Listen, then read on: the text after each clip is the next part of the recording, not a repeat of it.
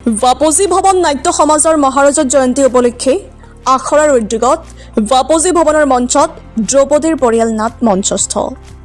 সাংস্কৃতিক ঐতিহ্য আৰু নব্য চেতনাৰে সমৃদ্ধ জমগুৰিহাটৰ একাংশ পুৰুষ ব্যক্তিৰ আশাসুধীয়া প্ৰচেষ্টাত 1950 চনৰ এটি শুভ ক্ষণত জন্ম লাভ কৰা বাপুজী ভৱন নাট্য সমাজে সম্প্ৰতি ৭৫ বছৰ স্পৰ্শ কৰিলে। সেই উপলক্ষে বাপুজী ভৱন নাট্য সমাজৰ মহাৰাজত জয়ন্তী ভাগ বৰ্ষজোৰা কাৰ্যসূচীৰে পালন কৰি যোৱা 20 ডিচেম্বৰ পুৱা পতাকা উত্তোলন আৰু স্মৃতি তৰ্পণ কাৰ্যসূচীৰে মহাৰাজত জয়ন্তীৰ কাৰ্যসূচীৰ শুভাৰম্ভ কৰা হয়। নিশালৈ অনুষ্ঠিত কৰা হয় পূৰ্ণাংগ নাট।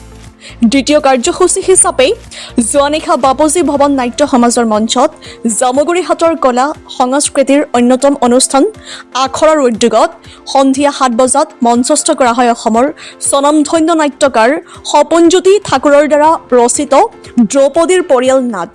নদুৱাৰ পৰা পানশংকৰ ভূঞাৰ ৰিপৰ্ট, ডিজিটেল আছাম লাইভ। নমস্কাৰ, সকলোকে মোৰ আন্তৰিক অভিনন্দন জ্ঞাপন কৰিছোঁ।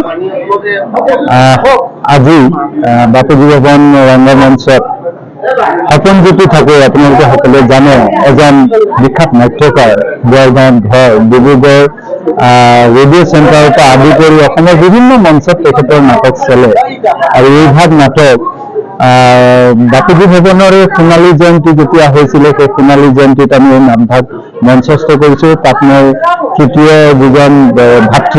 ভাতৃ অভিনয় কৰিছিলোঁ।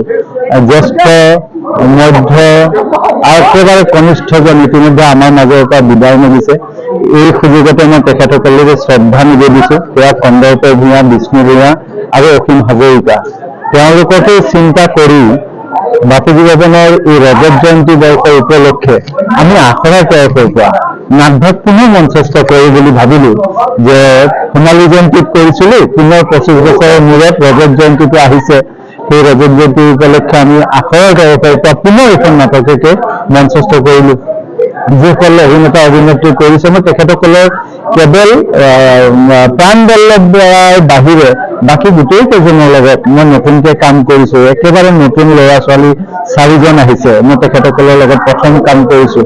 কাম কৰোঁতে যথেষ্ট কষ্ট হৈছে। যি নহওক, নাটক যেতিয়া সাৰ্থক হয়, সেই কষ্ট সদায় আনন্দৰ মুখে গ্ৰহণ কৰিব পাৰি, সেইটো ভাবিয়ে মই গ্ৰহণ কৰিছোঁ। আশা ৰাখিছোঁ তেওঁলোক উঠি অহা যুৱক যুৱতী ভৱিষ্যতলৈ অন্ততঃ এই নাটক বিষয়টোক লৈ পেলাই তেওঁলোক ব্যস্ত হৈ থাকক, কৰ্মজীৱন তেনেকৈ আৰম্ভ হওক তেওঁলোকৰ।